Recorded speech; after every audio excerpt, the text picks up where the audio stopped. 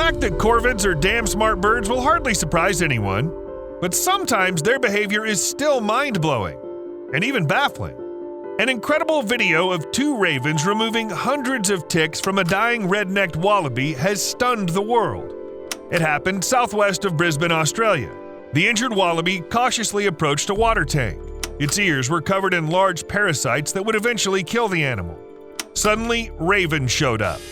These birds, usually known for scavenging and stealing food, carefully removed each parasite from the wallaby's body one by one. The ravens worked together until the animal was completely tick-free. When Steve and I first saw this, we thought the birds had gone mad.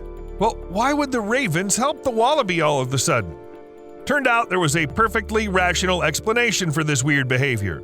According to experts, what happened is not exactly an act of kindness. Most likely, the ravens simply decided to take advantage of easy prey, because they knew that there would be many ticks on the wallaby and no one would fight for these parasites. It certainly doesn't sound as pretty and noble as saving the wallaby from death, but in the wild, everyone is putting themselves first. Here's another example.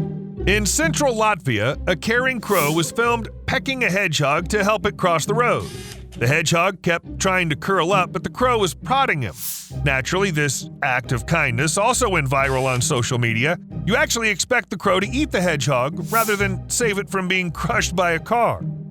Opinions were divided as to what exactly was going on between these 2 unlikely companions. Some believe that crows don't eat hedgehogs because they give them too much trouble with their spines getting stuck in their throats, which means the bird was actually trying to help. But another theory seems more logical. The crow probably pecked the hedgehog in order to make it move and show its defenseless head. Why would the crow need its head? Well, that's something that makes for a good snack, especially the eyeballs. While stories about the hedgehog and the wallaby can be explained somehow, I wonder what was on the mind of the crow which attacked the sea eagle. And not just attacked, but latched onto the back of a large bird as if it was going to show some stunt in the spirit of the best stuntmen. According to a witness, the eagle was really huge and had a wingspan of 9 feet. The tiny crow tried to defend its turf, but the bird of prey remained unperturbed. Experts say that this behavior is actually quite common, as crows will attack any birds they feel are a threat. Did I ever tell you what the definition of insanity is? In recent years, crows have been a menace to Britain, terrorizing small towns and the countryside, like in the famous Hitchcock movie, The Birds. In Monmouthshire, South Wales, crows have been acting especially sinister. They formed something of a deadly gang that attacks livestock. And when I say attacks, I mean that it happens in a really violent and really cunning way.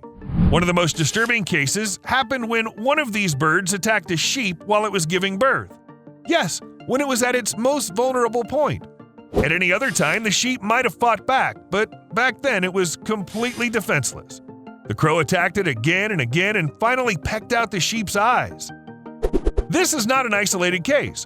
Farmers find half-blinded sheep with their eyes pecked out all the time. Crows also bite at the feet or aim their strong beaks at soft tissues such as udders or stomachs as soon as the lamb is born. It all looks terribly cruel and truly insane. Keep in mind, crows target humans as well. For several years, a man in India's Madhya Pradesh state has been living a real-life nightmare that haunts him every day. Every time Shiva Kiwit leaves his house, he's attacked by angry crows. And the birds believe they have every right to do so.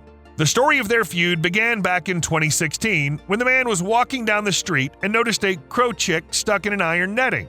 He tried to rescue the little bird, but unfortunately the chick died in his arms. The adult crows probably saw what happened and assumed that the man was responsible for the chick's death. They began to exact their revenge. At first, it was single birds swooping down on him, but over time, they began attacking the man in groups.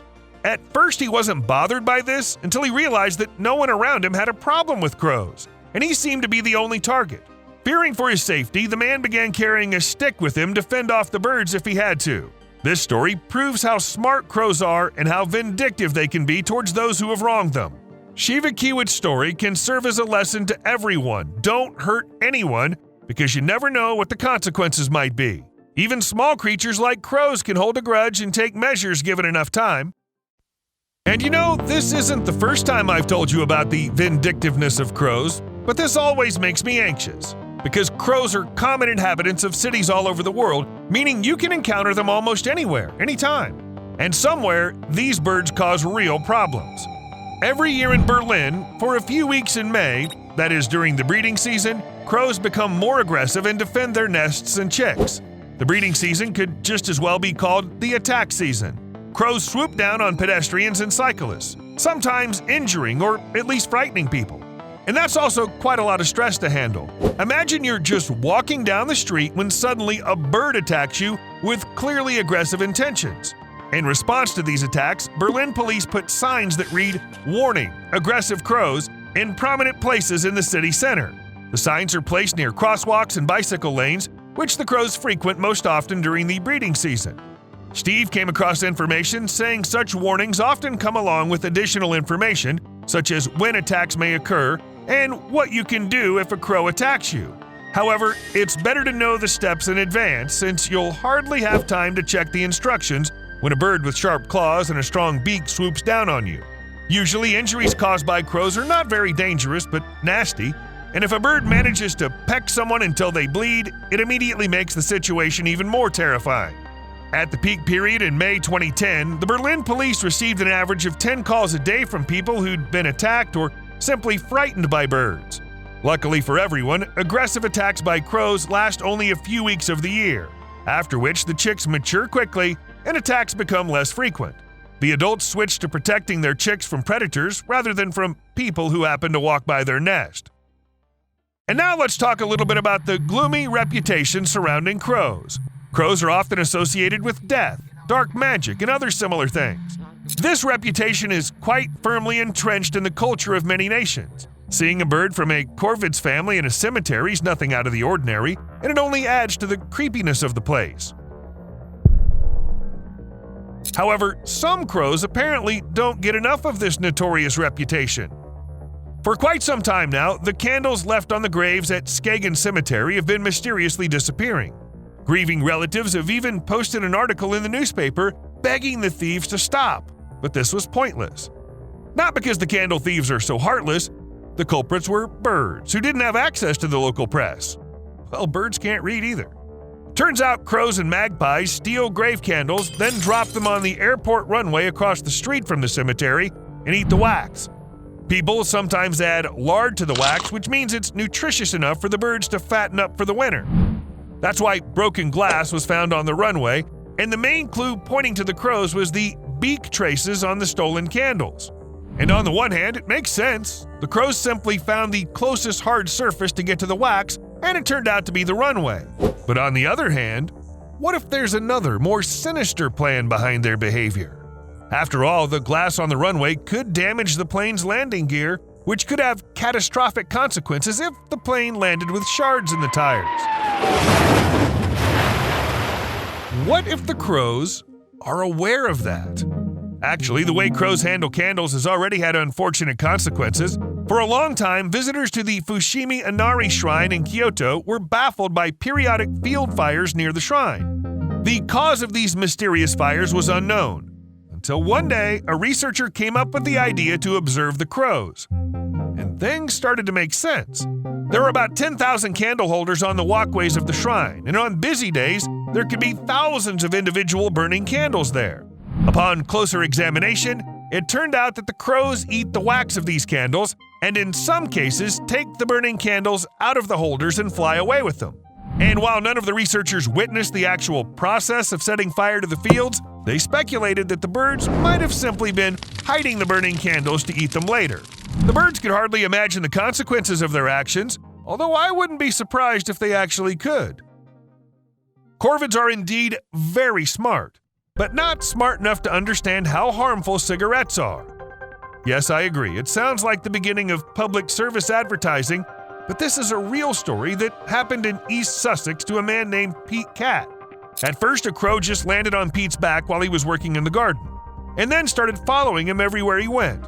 Pete named his new friend Craig and once offered the bird a cigarette.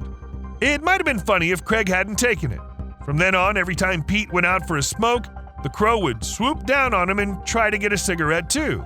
But then this almost tame bird, which even let Pete's kids feed it, just disappeared. Seems like cigarettes are to blame.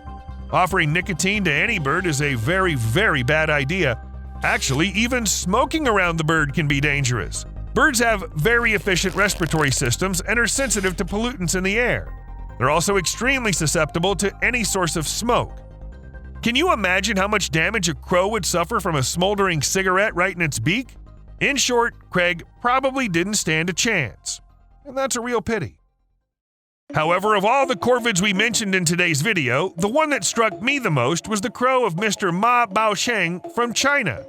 The thing is, this bird seems to have lost its mind, as it doesn't realize that it's a damn bird and not some other animal. This domesticated crow can bark like a dog, catch mice like a cat, and even speak Chinese. According to the owner, the crow can manage simple phrases and expressions in Chinese, like saying hello. All in all, this is the most logical of its abilities. It lives in China, after all. Perhaps the bird learned the rest of its skills by watching other animals and then decided to change a career. But I think it's just confused, and now can't choose which job it likes most. This bird wants it all at once. No wonder it acts so crazy. See you later.